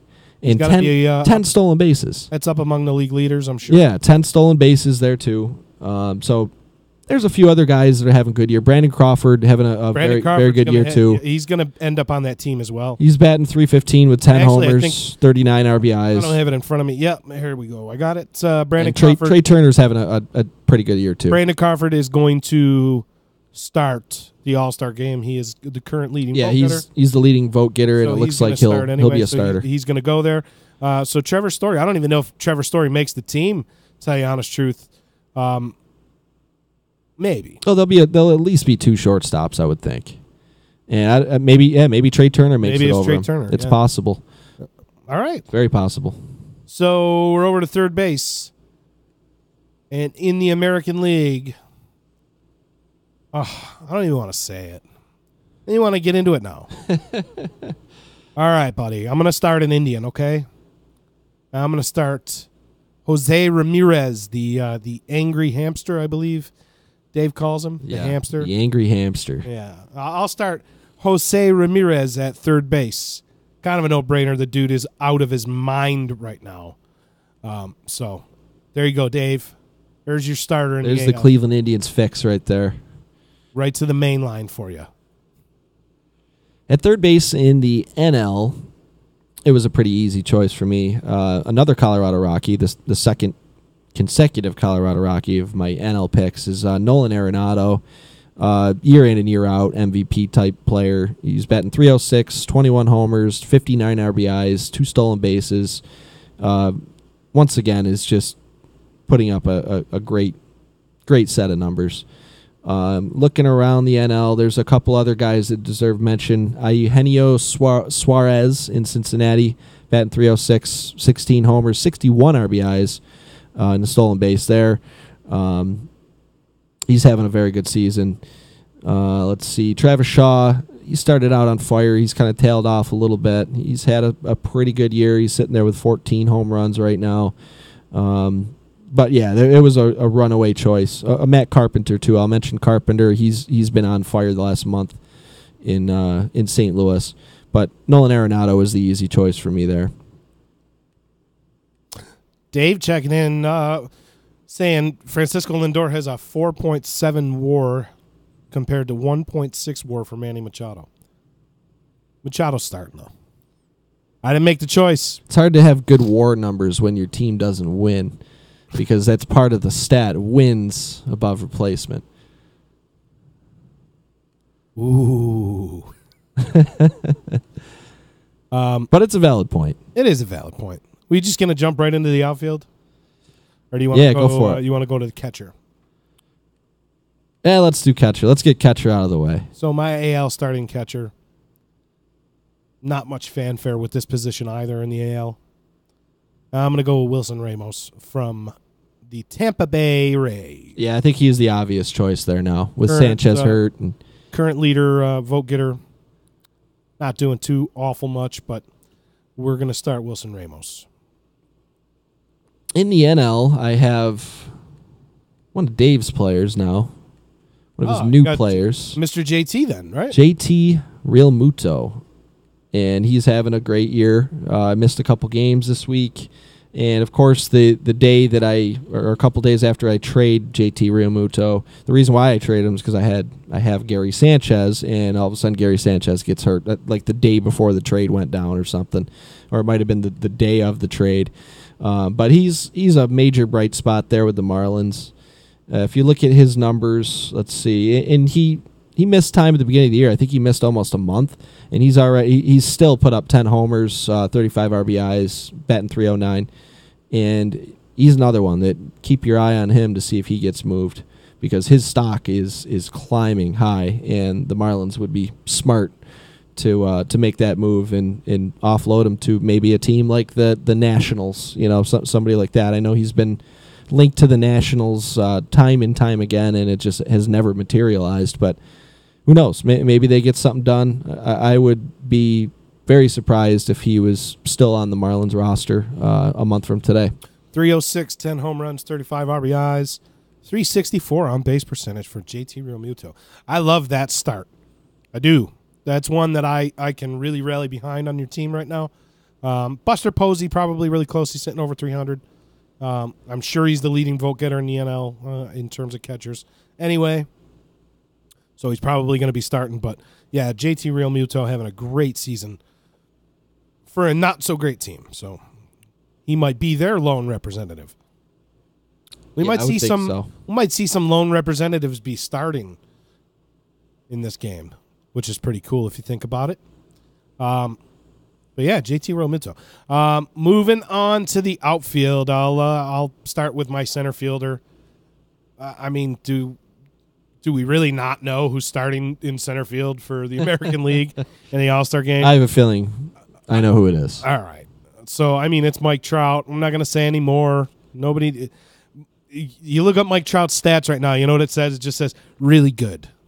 Really good, right? Really good, right? That's it. So, not going to shove these Mike Trout stats. We gushed over Mike Trout enough on the show. Mike Trout starting in center field, patrolling National Stadium. The first outfielder I picked, and there is a bit of a common theme among the three outfielders I picked, and that is that I don't think anybody would have pegged any of them as all-stars, let alone starting the all-star game before the season started. I got Matt Kemp, who is just having a resurgent year with the Dodgers. The prodigal son returns. Just having a very, very surprising, to me at least, renaissance. And he's batting .310 with 14 homers, 51 RBIs. Very good. Very good, surprising year. So I got Matt Kemp in there.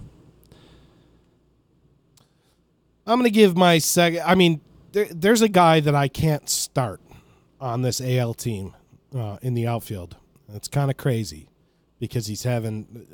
He's having a better year than some of the guys starting in the outfield. But, so I kind of made mention that I have a DH kind of sitting here. So I reserve the right to kind of plug and play here in the outfield. But my next guy is another slam dunk. Not to get to the controversy first, but my next guy is another slam dunk. That's going to be Mookie Betts. So far I got Trout and Betts in the outfield. Can't go wrong with those two. I mean, come on. Can't speak more about the season that Mookie Betts is putting up. 341, 41 ribbies, 20 homers, 15 steals, 431 on base percentage, 1110 OPS. July 1st, the OPS over 1,100 or 11,000 or however you want to read it. It's good, right? So Mookie Betts, along with Mike Trout, sitting out there. So you got Trout and Betts so far, and I have Matt Kemp and Nick Markakis. Wow. Nick Markakis batting .323 with 9 home runs, 56 RBIs is the number that stands out to me. The batting Markakis average watch? in the RBIs. Just the fact watch. that it would just be, for me, a cool story to see Nick Markakis starting an All-Star game. That's why I voted for him. But he certainly deserves it. I mean, you can make an argument that he deserves to be a starter in the All-Star game when you look at some of these other outfielders. If Nick Markakis can average 165 hits for 6 more seasons, Nick Markakis is going to have 3,000 base hits in his career. 500 doubles, probably 200 homers, over 1,000 RBIs, but 3,000 base hits. I'm not claiming that he's going to get to that mythical plateau here, but what if he does? What if Nick Markakis has 3,000? He's never made an All-Star. Never made an All-Star team, which is going to change this year. He's hitting. Yeah, he'll be there. But I don't know if he'll be starting, but he will be there. He will be there. But still, it's just crazy to think about. 2,100 hits, never made an All-Star team. He's only 34. 2,100 hits, has never made an All-Star team. Amazing. So Nick Markakis, that's you got Matt Kemp and Nick Markakis. I got Trout and Betts. Yeah. I like where we're at right now. I do. I think we're all right. So my last All-Star in the outfield, I'm going to start a Yankee. And you can't really argue with me on this, I guess. I'm going to start Aaron Judge, okay? Dave's already arguing it before you even said it. He said he would pick Rosario over Judge before you even made your pick. Rosario, he wouldn't even be close. I would have J.D. Martinez out there before I had Aaron Judge out there. All right? But Aaron Judge belongs on that All-Star team. He belongs there. So you can write whatever you want, Dave. Aaron Judge is starting in right field. And whether you like it or not, Manny Machado's starting at shortstop. Sorry, Dave. I'm just picking on you.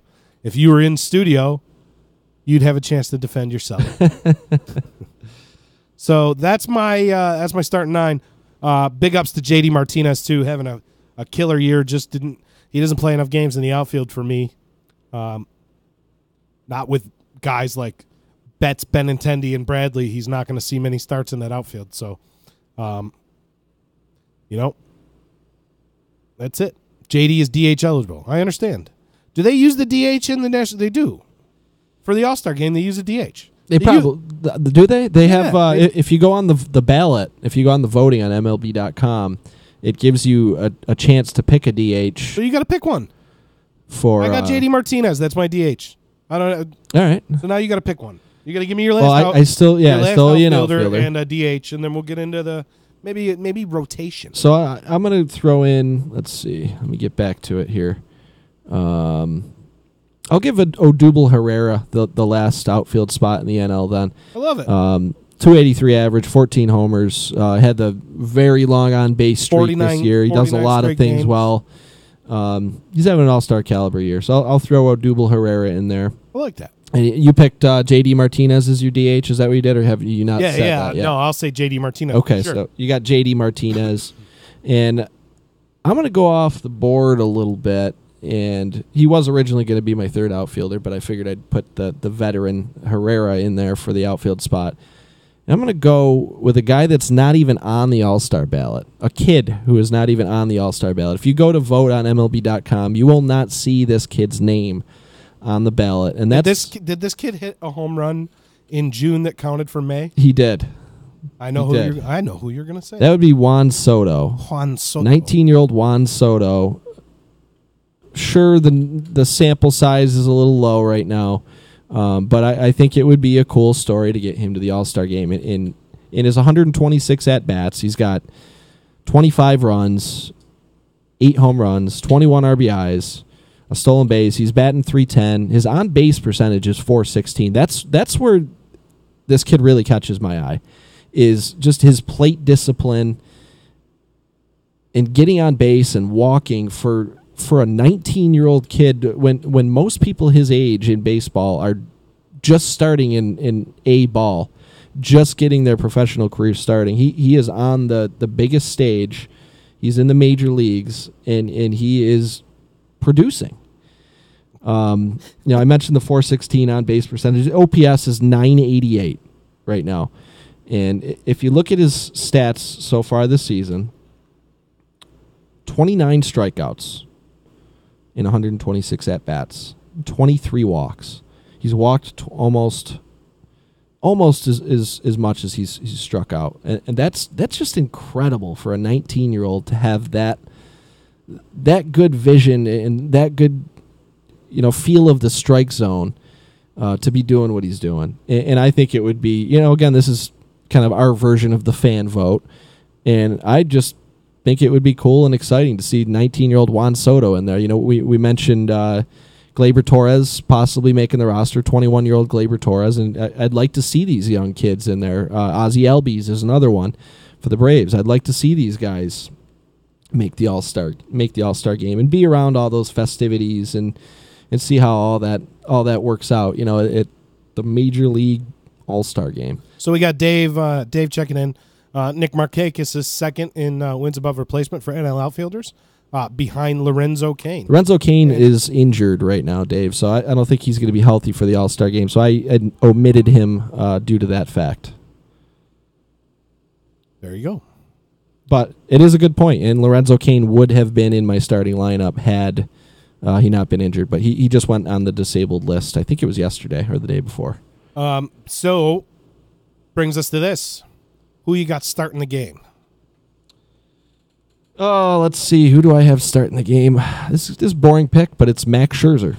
Got to give him the start. Yeah. Right? I mean, DeGrom, I was this close to picking DeGrom, but how can you not pick Max Scherzer? Got to give him the start at home. 2.04 ERA, 10-4 win-loss record, 165 strikeouts right now, a whip of 0.85, and the game is in Washington. How can you not start Max Scherzer in that game? Kind of echoing what Dave's saying here. If you're going to throw a guy in, throw Harper in, since they're playing at the Nats Park. I don't disagree. I think Harper ends up on that team anyway. Not as a starter. I think Harper right should be there. Bryce Harper's starting right now. I think Harper should be there, but I wouldn't have him as a starter. Yeah, but the fans do. Batting 212 or 216 or something like that. And yeah, again, that's kind of along the lines of, no matter how bad his batting average is right now, he is one of the most recognizable, well-known, exciting stars in the game, and that's what the All-Star Game's all about, is showcasing that talent. So yeah, Bryce Harper deserves to be there. I wouldn't put him as a starter though. So you go with Mad Max. I'm going to go with a boring pick. Hey, Dave, I'll give you 15 seconds from right now to guess who I have starting for the American League on the mound. And is he starting tonight? Yeah, he's starting tonight. I'm going to go with Luis Severino. All right? Sevy Tuesday in Washington. We're going to have Sevy versus Mad Max. That's the way I want it. That's the way it's going to be. It's my team. Currently sitting, like we said earlier, at 12-2, soon to be 13-2 in ERA, maybe under 2 111 innings pitched, only 26 walks. 26 walks in 111 innings. 26 earned runs in 111 innings. 81 hits in 111 innings. He's got a whip under 1. 11 strikeouts per game. Crazy. I want Sevy starting. 132 strikeouts in 111 innings pitched. I'm starting Sevy. Call me a homer. He's about to have 2 more wins than anybody else in the AL. Well, Verlander's 8-4, Dave. Sevy's 12-2, about to be 13-2. So I know that you would have Verlander, and he's having a great year, and he's going to be on that staff. But I'm starting Sevy. And I do have Sevy. So thanks. Thanks for guessing it. All right? And Severino has a better ERA, too. Which wasn't the case for most of the season, but Sevy stayed consistent, and like we said, Verlander's been touched up a little bit by Verlander standards. Been touched up a little bit in these last couple starts. Closing the game. Should it get to that for the NL? Hopefully, the NL comes out. The team you just put together with the geriatric outfield, the nursing home outfield that you have for the NL All-Star team. They come out. They pull through. All right. Who do I got closing the game for the NL? I got Brad Hand. My man. Brad Hand of the San Diego Padres, 23 saves, 3.12 ERA, 58 strikeouts, and a 1.09 whip. The fact that he has that many saves on a team that is buried in the standings a little bit shows how good of a pitcher he is. He gets it done in those rare chances that the San Diego Padres have a save chance. So, Brad Hand I got for the NL. Are there going to be any runs scored in this game? You look at the potential. I know some of these guys aren't going to even make the game just due to where their rotation spot falls. All right? But the American League is going to roll out like Verlander, Severino, Cole, Morton, and then get into the bullpen. I'm going to have Edwin Diaz closing the game down. All right? I don't know where they're going to slot Edwin Diaz. I don't know where Hinch is going to use him. All right, he might use him in the 7th or 8th and use Chapman to close the game down. But for me, if we're slotting or awarding this position to somebody based on the merit of the first half of the season, 32 saves, man, you're closing the game for me. Yeah, that's eight more saves than anybody in the majors. Yeah, he's got an 8 save lead. I got Diaz, and that's not to say he's probably not going to close the game. It's probably going to be Chapman. Something about 103 coming out of the pen. But Edwin Diaz, for me, for my money right now, that's who I'm starting or closing. How about Blake Trinan closing out the game against his former, in his former park? That'd be a cool story too. Yeah, I totally agree. Any honorable mentions you wanna throw out there? People that maybe flying underneath the radar and having pretty good season. Well, I mentioned Ozzie Albies. I think Ozzie Albies deserves a spot on that All-Star team.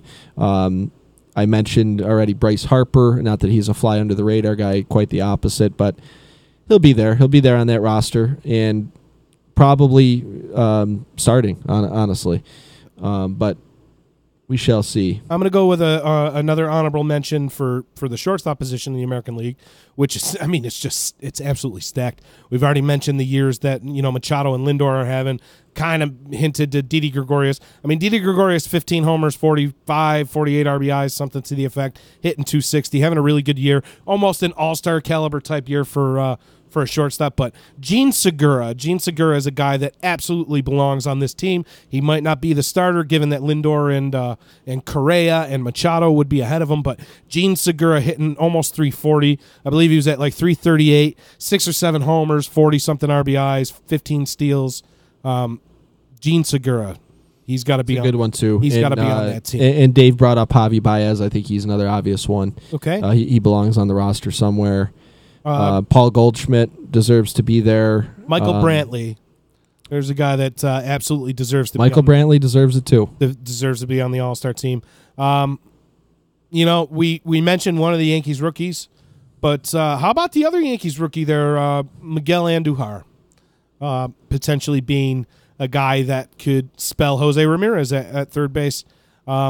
Alex Bregman, maybe even another guy at third base. Yeah, Bregman should be there. If we're thinking about, he's one of the hottest players in the game right now. Totally agree. So there's a lot of guys. The rosters are going to get bolstered up, other than the starters that we just named off. Hopefully, none of us have egg on our face, and at least all of our starters actually make the actual game. I'll throw out Suarez and Carpenter. I did briefly mention them. Yeah, both having awesome years. Brandon Crawford, who was a likely starter of the game that I didn't have as a starter, but I think it's a pretty safe bet he will be starting the All-Star game. Yeah, Anthony Rizzo, maybe another guy.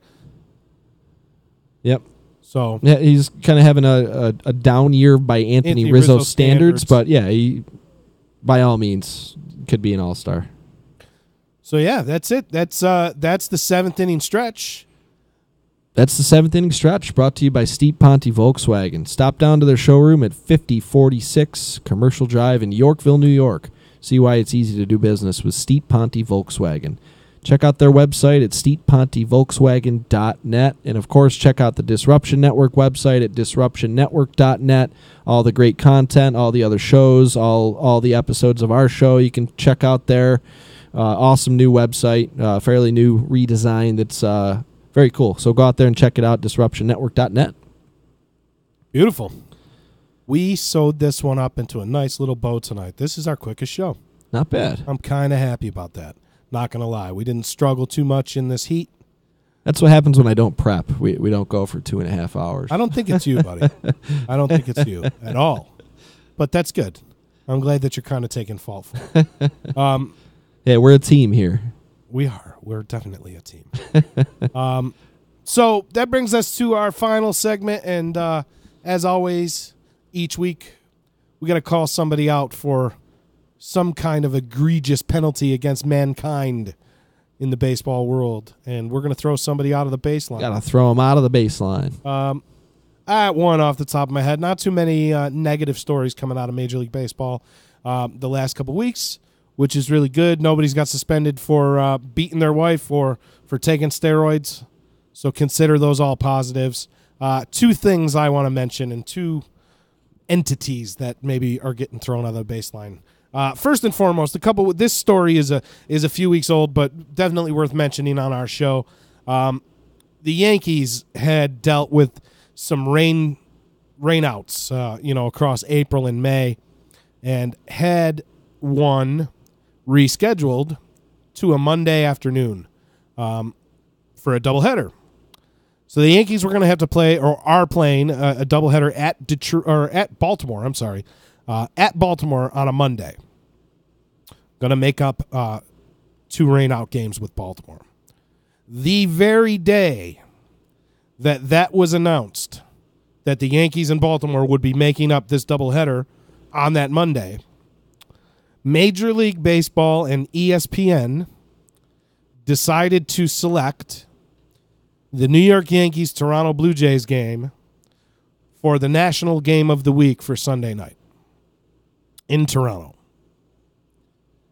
Essentially deeming that the Yankees were going to have to play 3 games in 24 hours. Yeah. Including, and now we know, and you guys will know tonight, that game is probably in the 7th inning right now. This game's going to go well past 11:30. Top 7. Okay? That game's going to go well past 11:30.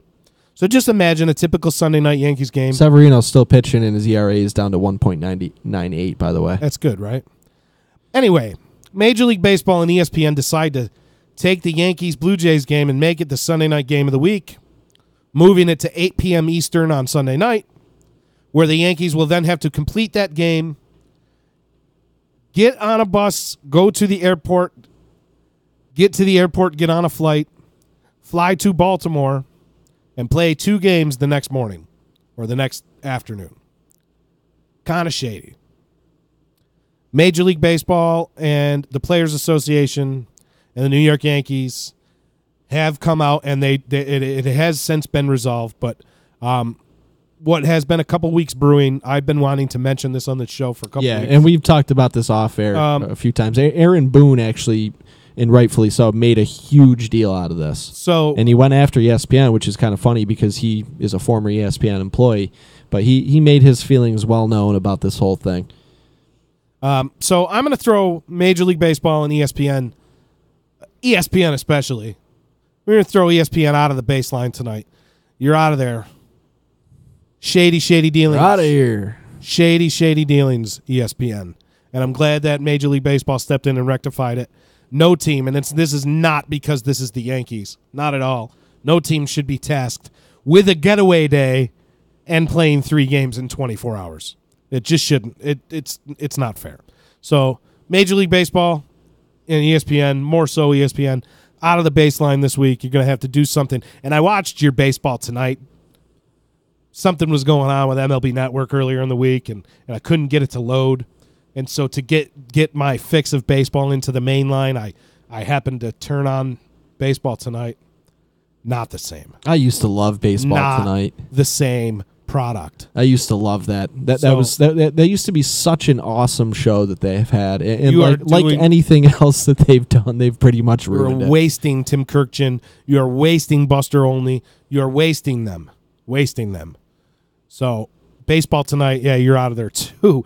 Another thing I want to get to, from time to time, Sean and I, we like to go on the interwebs. And we like to, try to gain support and a following for our show, a la Johnny Fields. So Johnny Field, if you're out there and listening, you're our boy, man. You're our first subject of heckling in Major League Baseball this season. So Johnny Field, if you're out there, we're sorry, man. You send a line. Let us know how you're doing in Durham. So we like to go on the interwebs and we like to stir the pot. Well, I do have to mention that Johnny Field has only had 1 hit since I went to that game. That's good. Right? 1 hit in 2 weeks. That being said, Sean and I like to do a lot of reading and especially do a lot of delving into some Yankee sites this week. In addition to many other asinine points of view that were dug seemingly out of left field, pun intended, Pinstripe Alley, who is an SB Nation site. Pinstripe Alley, the official Yankees site on SB Nation, published an article yesterday regarding Chad Green. For those of you who don't know, Chad Green, his role has changed a little bit with the Yankees this season, but I think more so his role has changed because of the emergence or reemergence of Dellin Betances. But that being said, Pinstripe Alley had called into question Chad Green's stuff, basically, saying that Chad Green got to work on his slider, and the Yankees need Chad Green to work on his slider, and that Aaron Boone had been keeping him out of leverage situations. And this was all based on FIP and velocity and all this stuff on Fangraphs, this whole little argument here. So Chad Green, 38 and a third innings pitched this year. 31 hits, only 8 walks, 52 strikeouts in 38 and a third innings pitched. 52 strikeouts. He doesn't need to work on anything. 38.1. He's doing just fine. Okay. I'm not even going to get into all the other stats, but according to them, no leverage situations for Chad Green. 4 holds and a win in the month of June. Doesn't really echo the point of not being in leverage situations. But anyway, the embarrassment of riches that the Yankees parade out there in that bullpen has pitched to a .9. This is 2 days ago. It's gotten better. But the Yankees have pitched to a .90 ERA out of that bullpen this month. For being the official site on SB Nation of the Yankees, you would think that you would find something else to whine about other than that bullpen. And especially a guy who's got a 2.11 ERA and 52 strikeouts in 38 innings pitched. And that's Chad Green. So Pinstripe Alley, the official New York Yankees site on SB Nation, you're out of the baseline. And you're going to stay there until you respond to anything that we type on one of your posts. Because so often we present some facts to you, and we really wish that you would retort. I've seen them respond to other people. They don't want to respond. They just haven't responded to the baseline yet. So you guys are out of the baseline, Pinstripe Alley. Get your act together. Stop complaining about strengths of your team. Chad Green would be at the back end of any bullpen in the American League, National League, Japan League, the Mexican League. He'd be anywhere except the Yankees. Think about that for a second. out of the baseline. So that's it for this week, July 1st. We're getting into the teeth of the season, getting into the dog days of summer. I love it. I can't wait. Lot of good stuff going on. The All-Star game coming up. Tune in next week. And as always, if you could reach down to the bottom of that page, click the share button. Share us with your friends. Let them know what's going on with all of the good shows here on DisruptionNetwork.net. One last little update from Dave. He said super important Tribe reliever news he forgot to mention. His boy Mark Rapansky, a.k.a. Scrabble, is back with the Tribe. Yeah, I think that's how you pronounce his name. I don't know. Zepchinski. Starts with an R, but maybe it's Zepchinski. I don't know. I've always just said Rapansky because I didn't have a prayer of pronouncing that correctly. Mark Zepchinski. Mark Zepchinski, okay. The C is silent. The R is silent too, right? Are you going to the mall But later? he is back, and Dave is excited about it. Excited for Mark Zepchinski. Yeah. Anyway, folks, we appreciate everybody tuning in each and every week, especially guys like Dave. Appreciate you, buddy. Our satellite statistician. We appreciate you. We appreciate everybody. Click the share button. Go on DisruptionNetwork.net and watch all of the good Life is Good. Until next week, keep it inside the baseline, folks. Have a good night. Peace. Party Friday, July 20th at Wakely, 700 Varick Street. That's right, 700 Varick Street, the old EC. We're getting the gang back together, and we're partying old EC style. Peter Prince and Moonboo Lover will be providing the live entertainment. It's only a $5 cover at the door. Live broadcast from the D, raffles, games, prizes, and a few special announcements we're going to be making on this night. Get excited, because you know there ain't no party like an EC party, because the EC party don't stop. Friday, July 20th at Wakely's. See you there.